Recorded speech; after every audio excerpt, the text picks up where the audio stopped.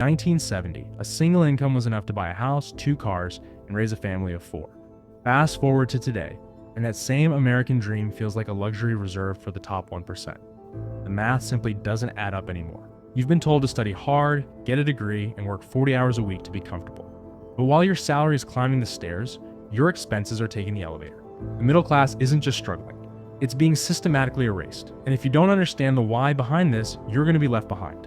In this video, we're looking at the raw data to see where your money is actually going and how the rules of wealth changed while you were sleeping. The why: inflation and asset bubbles. Since 1971, when the US dollar went off the gold standard, everything changed. We started printing money at an unprecedented rate. This created asset inflation. If you own stocks or real estate, you got richer. But if you trade your time for a paycheck, you're losing. The average home price in the US has increased by over 120% since 1965 inflation adjusted, but median household income only about 1.5. 2, 0%. You aren't bad with money. You are fighting a system where the currency itself is losing its value faster than you can earn it. The stealth killers. It's not just the Starbucks coffee or the Netflix subscription. It's the big 3: housing, education, and healthcare. Education. College tuition has risen 8x faster than wages. Healthcare. Medical debt is the #1 cause of bankruptcy in the US. Housing. Corporations like BlackRock are buying up family homes, turning the ownership society into a renter society. The middle class is being squeezed from both sides. You're earning more in dollars, but buying less in reality. The solution: how to survive. So, is it game over? Not yet, but the old rules. Save your way to wealth, or debt. To survive the death of the middle class, you have to play the game of the 1%. Move from consumer to owner. You must own assets.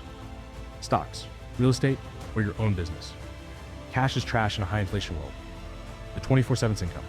You can no longer rely on a single 9 to 5. In 2026, a side hustle isn't a choice, it's an insurance policy. The skill gap: high income skills like AI implementation or digital leverage are the only way to outpace the shrinking dollar. The system isn't going to fix itself. You have to opt out of the traditional path before it's too late. If you want to see exactly how I'm building a $1 million portfolio to escape this trap, watch this next video. Don't just work for money, make sure your money works for you. I'll see you in the next one. Here's the most dangerous lie still being sold today: if you work harder, you'll get ahead. That used to be true. It's not anymore. In the modern economy, time itself has been devalued. You are paid for hours, while corporations are paid for ownership. No matter how hard you work, there are still only 24 hours in a day. That's the trap. The CEO can sleep and still earn. A shareholder can take a vacation and still earn. If you stop working, your income drops to 0. Hard work isn't the problem. Being trapped in time-based income is. This is why people feel exhausted but stuck. They're running faster on a treadmill that's quietly speeding up. The debt illusion. Why you feel richer but aren't. On paper, Americans look richer than ever. Bigger homes, better phones, new cars. But look closer. Most of it is debt. Debt has replaced income as the engine of lifestyle. Credit cards, student loans, auto loans, buy now, pay later. It all creates the illusion of progress. You're not buying more, you're borrowing your future. This is how the system stays stable while people sink quietly. As long as you can make the monthly payment, the machine keeps running.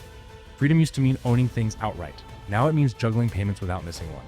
And the more debt you carry, the fewer choices you actually have. The final divide. 2 Americas emerging. We are no longer moving toward equality. We're moving toward separation.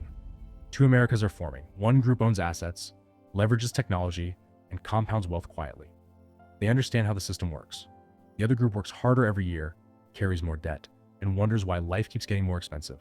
This isn't about intelligence, it's about awareness. The gap isn't just financial anymore, it's psychological. One side thinks long-term. The other is forced to survive short-term. And here's the uncomfortable truth. If you don't consciously choose which side you're on, the system will choose for you.